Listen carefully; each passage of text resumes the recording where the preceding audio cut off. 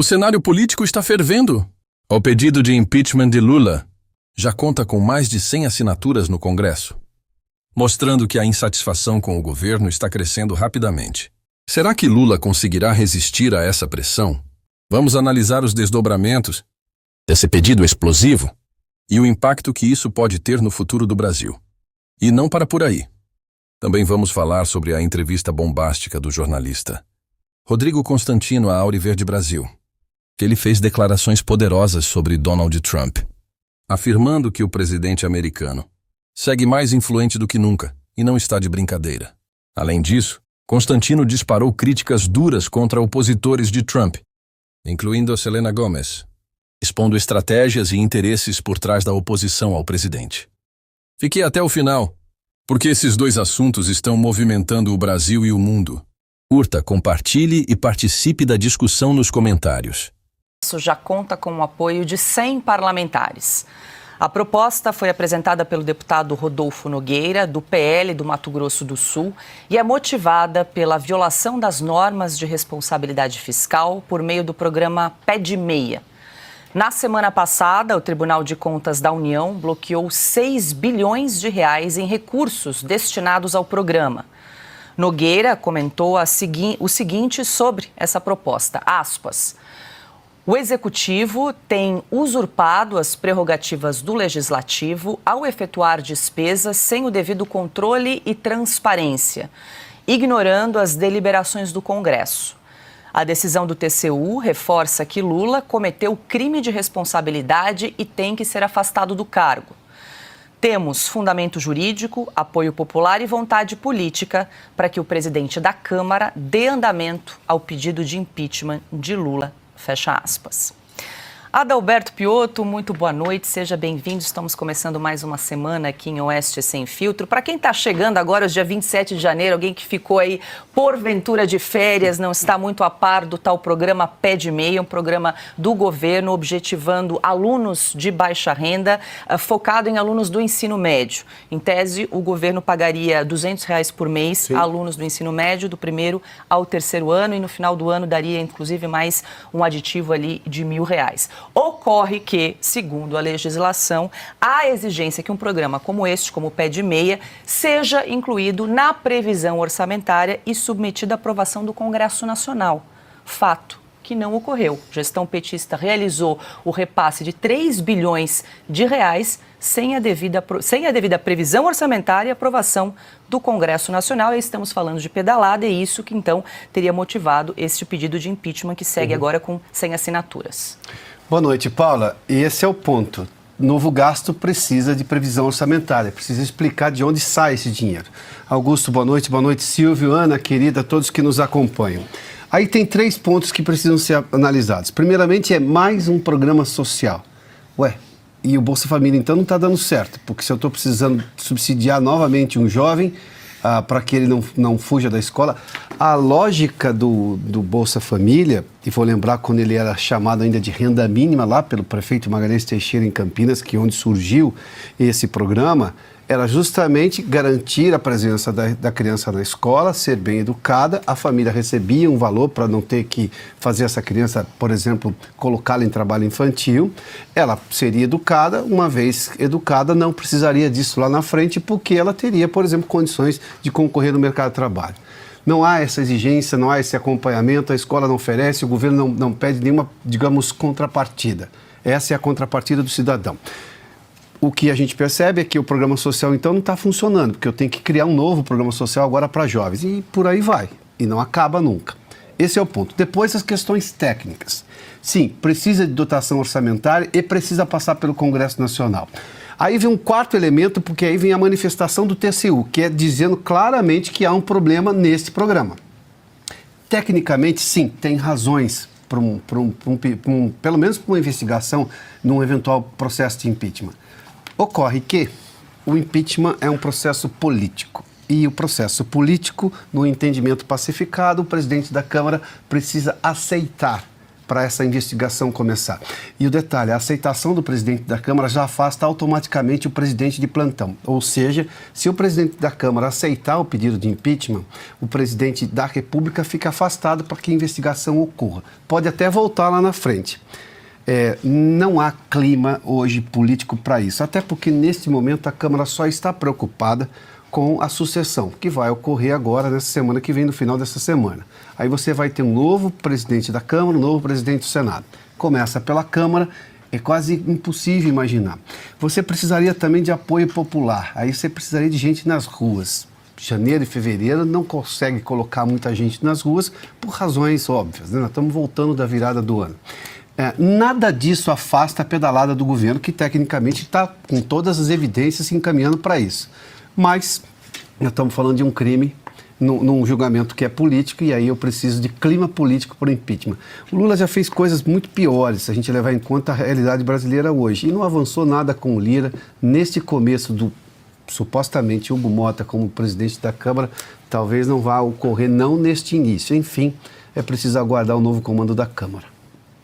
Ana Paula Henkel, muito boa noite. Seja bem-vinda, Ana. Segundo aqui o autor dessa proposta, esse pedido de impeachment do presidente Lula, o deputado Rodolfo Nogueira, do PL do Mato Grosso do Sul, Ana, segundo ele, há fundamento jurídico, apoio popular e também vontade política para que esse pedido seja apreciado pelo presidente da Câmara. Agora, como bem lembrou, pegando aqui uma carona no fecho aqui do comentário do Piotto, no próximo sábado, dia 1º de fevereiro, haverá eleição da Câmara. A gente precisa aguardar, então, a nova eleição, quem será o novo comandante aí da Câmara, para ver se, claro, esse pedido vai avançar ou não. Mas eu quero te ouvir sobre esses 3 requisitos aqui que disse o deputado. Ana, boa noite.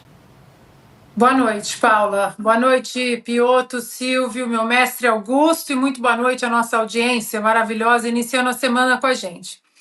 Paula, eu acho que, como o Piotto disse, né, temos que acompanhar esse cenário político. A economia não vai muito bem, né? Muitos falam da própria eleição aqui de Donald Trump, caso da imigração, dos transgêneros no esporte, isso, aquilo. Acho que tudo isso colaborou para a eleição e a vitória avassaladora do Donald Trump em novembro. Mas fato que o principal ponto dessa vitória foi a economia americana, que ainda está, né, em frangalhos, e o americano, o cidadão americano, perdeu o poder de compra, de colocar o alimento na mesa, que é exatamente o que está acontecendo no Brasil hoje. Né, um ex-assessor do Bill Clinton, uma frase famosa que ele disse ainda na eleição, né, lá atrás, nos anos 90, disse: é a economia estúpido, e é isso mesmo. A economia do Brasil hoje está em frangalhos, o governo vive tentando corrigir as coisas que ele comete de uma maneira completamente caótica, desastrosa. Eles não conversam, né, entre eles. Agora, ontem, no 4x4, nós tivemos como um dos convidados, além da deputada Bia Kicis, nós tivemos o deputado Marcel Van Hatten, e ele disse que ia oficializar a candidatura dele à presidência da Câmara. Ora, ontem, no 4x4, nós tivemos como um dos convidados, além da deputada Bia Kicis, nós tivemos o deputado Marcel Van Hatten, e ele disse que ia oficializar a candidatura dele à presidência da Câmara hoje. Eu confesso que não chequei as notícias para ver se isso já aconteceu. Mas isso seria uma boa notícia para o Brasil, se nós tivéssemos, de fato, um presidente da Câmara comprometido com as pautas importantes para a nação, para o crescimento da nação, e não aquela politicagem, né, que nós temos visto nos últimos anos, tanto no Senado quanto na Câmara. Então, se Lula cometeu crime de responsabilidade, eu acho que, né, o mínimo é que nós temos que forçar a investigação, forçar o debate e não simplesmente fingir que nada está acontecendo.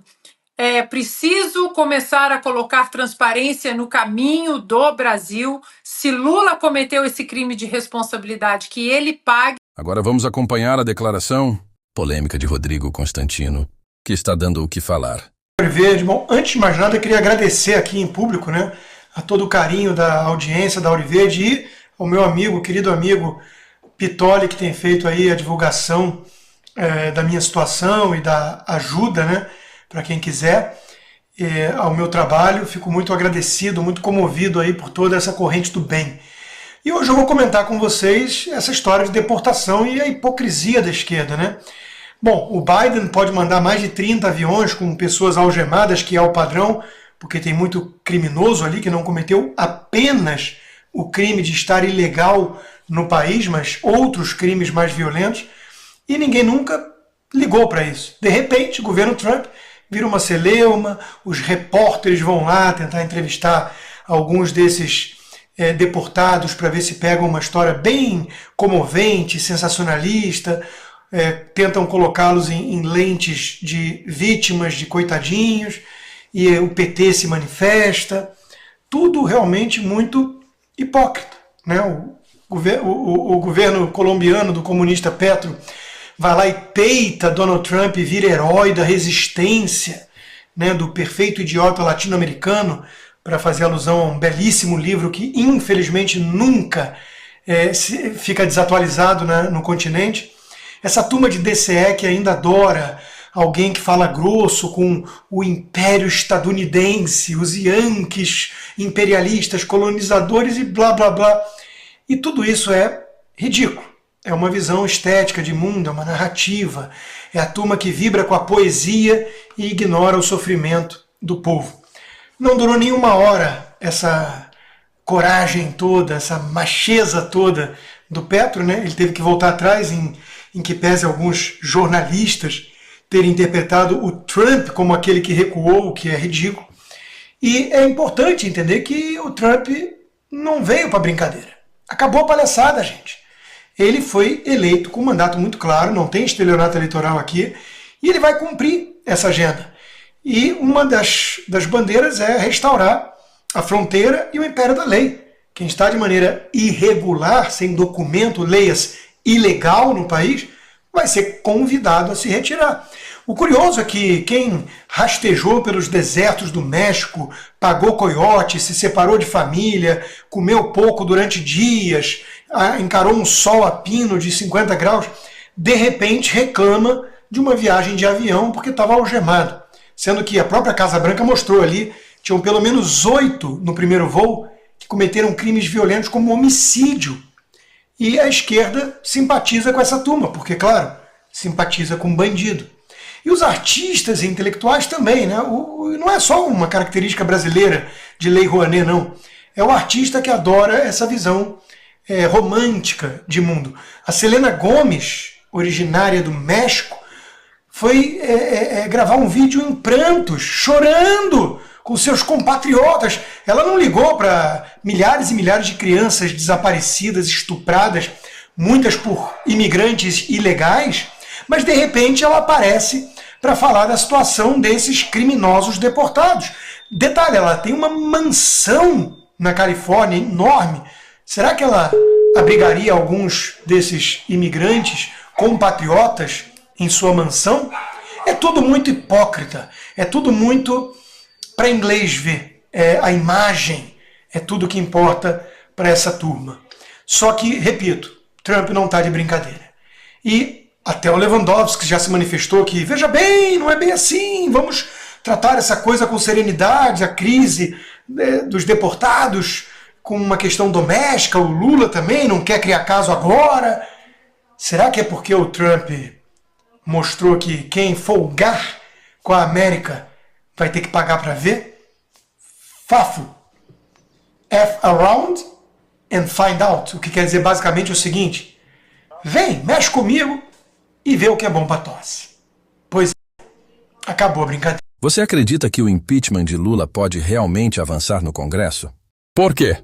Na sua opinião, Donald Trump ainda tem força suficiente para influenciar a política global ou isso é apenas estratégia de oposição? O que você achou das críticas de Rodrigo, Constantino a Selena Gomez e a outros opositores de Trump? Concorda com o discurso dele?